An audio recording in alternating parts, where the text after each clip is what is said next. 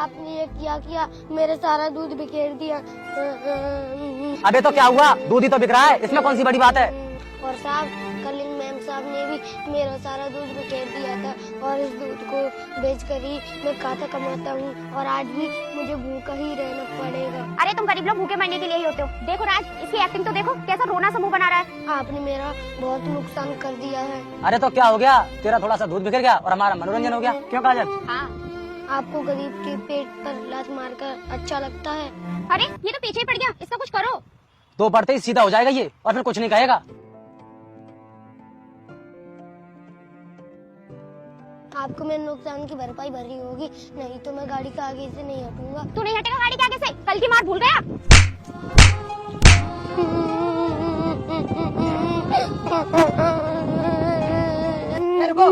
क्यों पीट रही हो बच्चे को? क्यों? तुमने से क्या मतलब? ये हमारा ऑक्सीनेटर है, निकलो यहाँ से।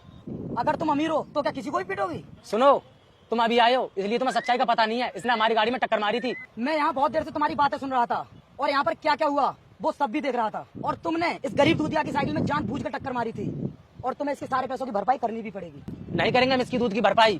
बेटा तुम जानते नहीं हम क्या चीज है। आओ काजल निकलते हैं।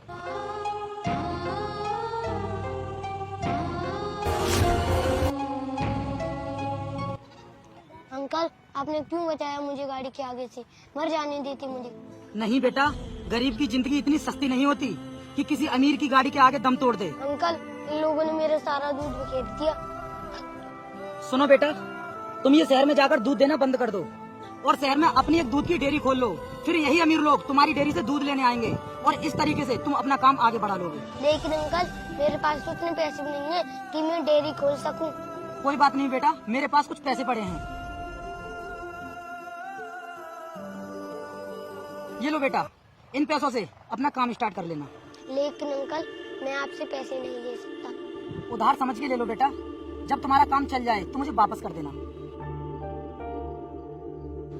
अपना काम पूरी मेहनत और ईमानदारी के साथ करना और फिर इन अमीर लोगों को इनकी भाषा में ही जवाब देना। ठीक है बेटा, अब मैं चलता हूँ।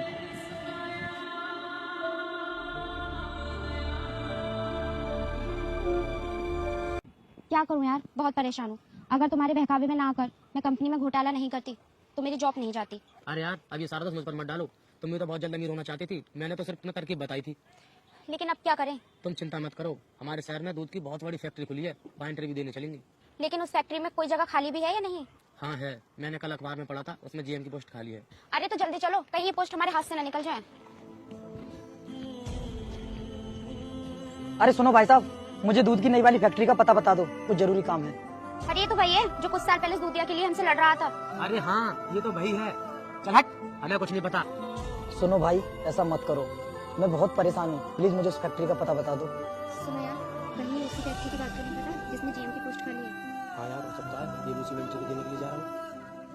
क्यों बे, तुझे क्या मूर्ख दिख रहा है जो हम तुझे उस फैक्ट्री का पता बताएंगे? चलो काजल, इसके मुंह मत लगो, हम लोग निकलते हैं।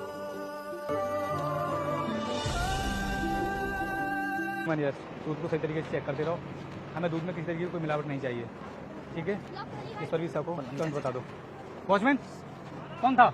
सर कोई आदमी आया था, आपसे मिलने की जिद कर रहा था और कार्ड भी दिख गया है अपना। अरे बेवकूफ, कहाँ के लिए गए वो?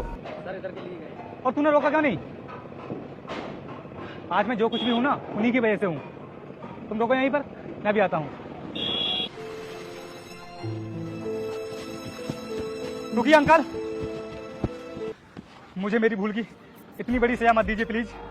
सर कौन है आप? मैं आपको पहचान नहीं पाया। अंकल, मैं वही लड़का हूँ जिसे आपने कुछ साल पहले कुछ पैसे दिए थे डेयरी खुलवाने के लिए। और आज ये जो आप दूध की इतनी बड़ी डेयरी देख रहे हैं ना, ये मेरी ही है, जो आपके दिए हुए पैसों से मैंने खड़ी की है। आइए, मैं आपको अपनी डेयरी में लेकर चलता हूँ।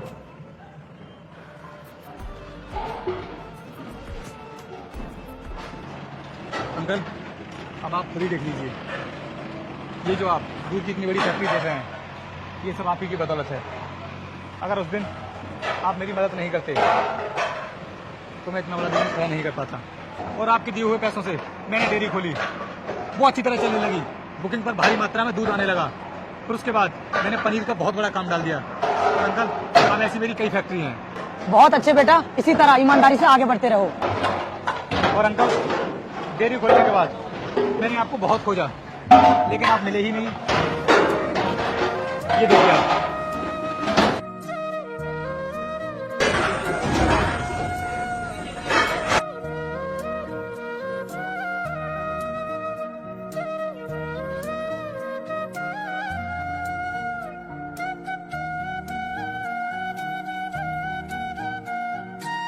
और अंकल, आपके उन पैसों ने मेरी पूरी लाइफ ही चेंज कर दी। बेटा, मुझे अपनी बेटी की शादी के लिए कुछ पैसों की जरूरत है और मैंने सुना था कि इस फैक्ट्री का मालिक बहुत दयालु है, इसलिए मदद के लिए आया था।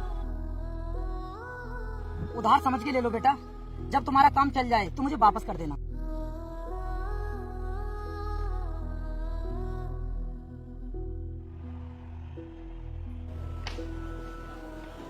ये लीजिए अंकल, और अगर आपको और भी पैसों की जरूरत हो तो आप मुझे बेझिझक बता सकते हैं। और हाँ, मेरी बहन की शादी में कोई भी कमी नहीं आनी चाहिए।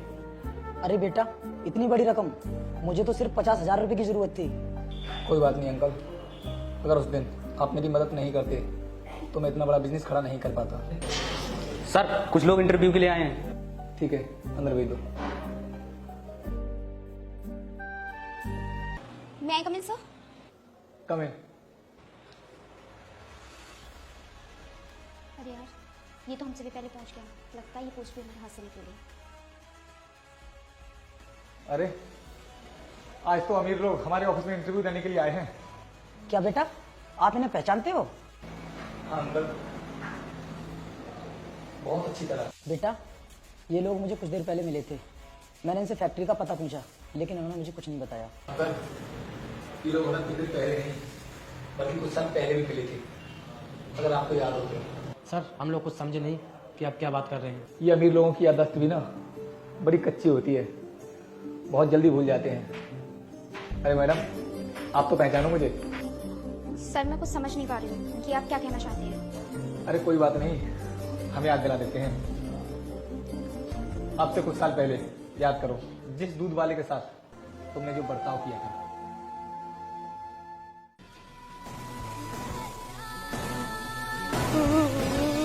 अच्छा, तो आप वही दूध वाले हो जिसका हमने दूध गिराया था? शुक्र है पहचाना तो सही अमीरों ने एक फटीचर दूध वाले को। सर, हमसे गलती हो गई, प्लीज पुरानी बातों को भुलाकर हमें माफ कर दीजिए। माफ तो मैं तुम्हें कर दूंगा, लेकिन तुमने मेरे दूध के साथ जो किया वो माफ करने के लायक नहीं है। और शायद आपको पता होगा कि हमारे हिंदू धर्म में दूध को जमीन पर गिराना कितना बड़ा पाप होता है। सर, हमें दूध की कीमत अब पता चली है, जब हम पूरी तरह सड़क पर आ गए हैं। हम आगे से अब ऐसा कभी नहीं करेंगे। प्लीज हमें माफ कर दीजिए और सर, ये नौकरी हमें दे दीजिए।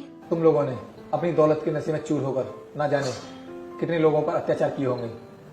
अगर उस दिन अंकल मेरी हेल्प नहीं करते तो मैं भूखा रहकर मर गया होता। सर, अब आप हमें जो भी सजा देंगे हमें मंजूर है, पर ये नौकरी हमें दे दीजिए। सजा तो तुम्हें मिलेगी, जिससे तुम कभी भविष्य में किसी गरीब के साथ अत्याचार ना करो। प्लीज ऐसा मत कीजिए, हमारी परेशानी को समझिए। हमारे सर पर बहुत कर्जा है। मुझे इससे कोई मतलब नहीं है और अब मुझे कुछ सुनना भी नहीं है। Get out. प्लीज सर, ऐसा मत कीजिए। I said get out. बाहर निकलो। बेटे, बहुत अच्छा किया तुमने इन लोगों के साथ। अब मैं चलता हूँ। ठीक है अंकल। ख्याल रखना।